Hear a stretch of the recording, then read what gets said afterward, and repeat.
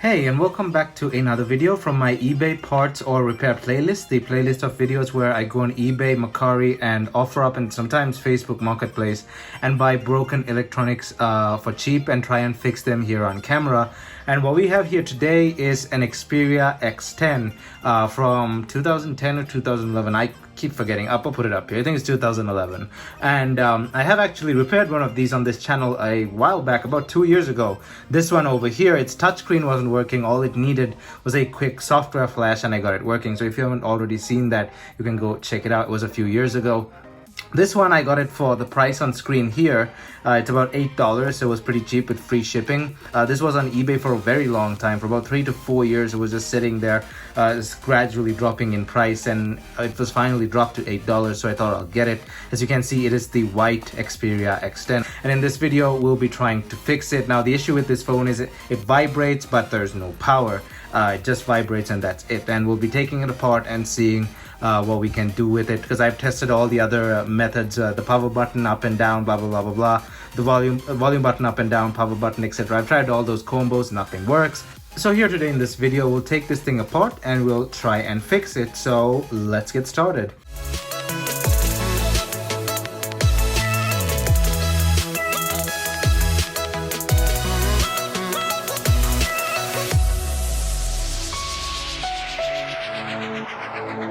So as usual, before jumping right in, don't forget to smash that like button down below, as it helps this video get on YouTube's algorithm. And also don't forget to hit that subscribe button down below and ring that bell notification button so you're notified whenever I upload a new video. Also don't forget to leave a comment down below and let me know what you think about this repair. Do you own an Xperia X10? Did you own one at some point? Do you have one in your collection, or whatever you want to let me know down in the comment section below. Also don't forget to leave a question if you do have one down in the comment section below, and I can answer your question or we can start a discussion. My social media is linked down in the description below, which includes Instagram, Discord, and Twitter.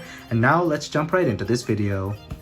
So as usual, I'll take this thing apart and we'll fast forward the taking apart portions, and then I'll talk over the more important portion. So let's start off by taking this thing apart.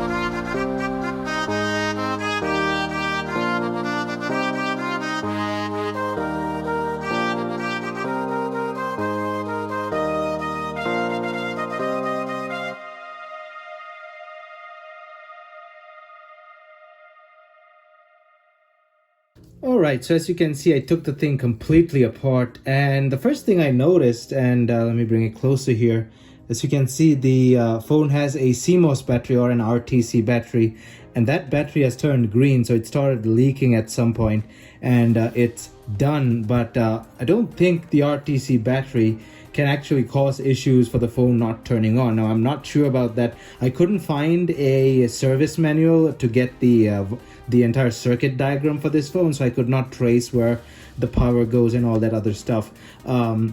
but I don't think that the RTC or CMOS battery should be causing this issue, because a lot of older phones like N gauges and stuff, I think they also had RTC batteries, and those batteries are long past their life.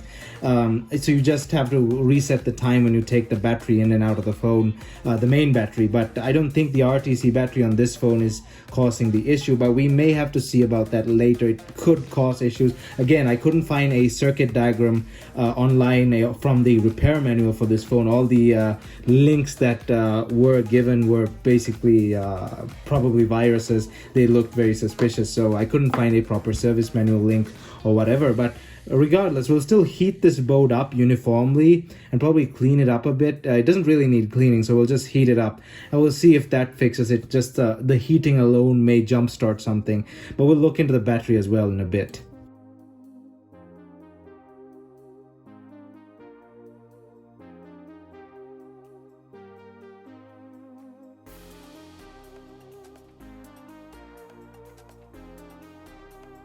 Alright, so that didn't fix it. So what I'm going to do next is actually I'm going to try and unsolder the battery that I showed you earlier, the CMOS battery or whatever the hell that thing is. I think that's an RTC CMOS battery. We're gonna basically unsolder this thing. I don't have a reflow station, but this should work. Basically, I turn the tip of the soldering iron the other way, and that should heat it up quite sufficiently to loosen it up, and then I'll take it off with some tweezers. We have some flux paste here to make it easier as well. So let's go ahead and try and do that, but I've not done this in a while with a soldering iron instead of a reflow station, so this should be interesting. I, however, did something similar a while back, but let's give it a try.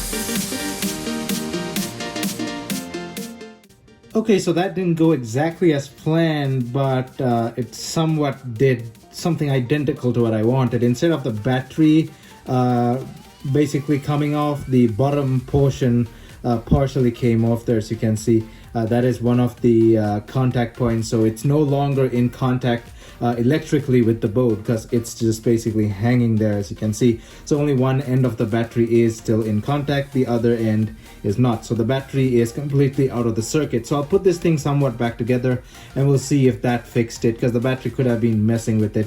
Everything else on the board looks fine, but then again, I don't have a circuit diagram, and even if I did and I found the problem, I won't be able to do a proper reflow because I don't have a reflow station. I may be able to put that back down pretty easily with the soldering iron, but to reflow one of these ships or something, I don't have a reflow station. But within this year, I will definitely get one, because as you can see, it is quite a hindrance without one. So let's go ahead and put it back together and see what happens.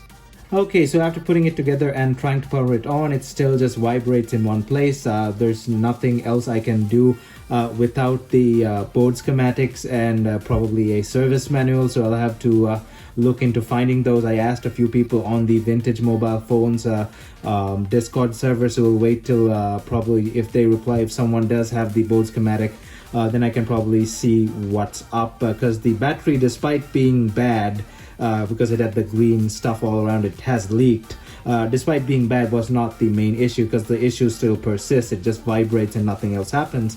So I'll wait for the board schematics, and if it turns out to be something really complicated, I'll have to wait till I actually get a reflow station and a microscope, because if it was a large chip like the processor or the memory modules and stuff, all I need is a reflow station. But if it's like those tiny resistors, then I definitely need a reflow station and a microscope. So that's going to be a video for another time once I get a reflow station and a microscope that can also record video off the microscope screen, because then it's pointless making videos on it, right? So that's going to be quite pricey to begin with, the reflow station plus a recordable microscope. So we'll see what happens. I'll first get my hands on the schematic and then go from there. So yeah, this was just part 1 of this repair. Don't forget to stay tuned for part 2 by hitting the subscribe button down below. Also, if you really like this video, don't forget to smash that like button down below, as it helps this video get on YouTube's algorithm. And also don't forget to ring that bell notification button so you're notified whenever I upload a new video. Leave a question down below or leave a comment down below and let me know what you think about this repair, or if you have any suggestions for part 2, if there's any other thing you'd like to suggest that I try. I tried all the reset methods with the buttons. I heated the board, I just lightly cleaned it off camera, and I tried that battery thing as well. If you have any other suggestions, let me know down below. It's definitely not a software issue, this is a hardware issue, because if it's a software issue, it'll show up in some form or another, and I'll be able to go into the BIOS, but I still can't do that. I cannot go into recovery mode, so it's still a hardware issue of some sort. But regardless, let me know down in the comment section below. Also, check out my social media, which is linked down in the description below, which includes Instagram, Discord, and Twitter. Thumbs up, and I'll see you guys in my next video.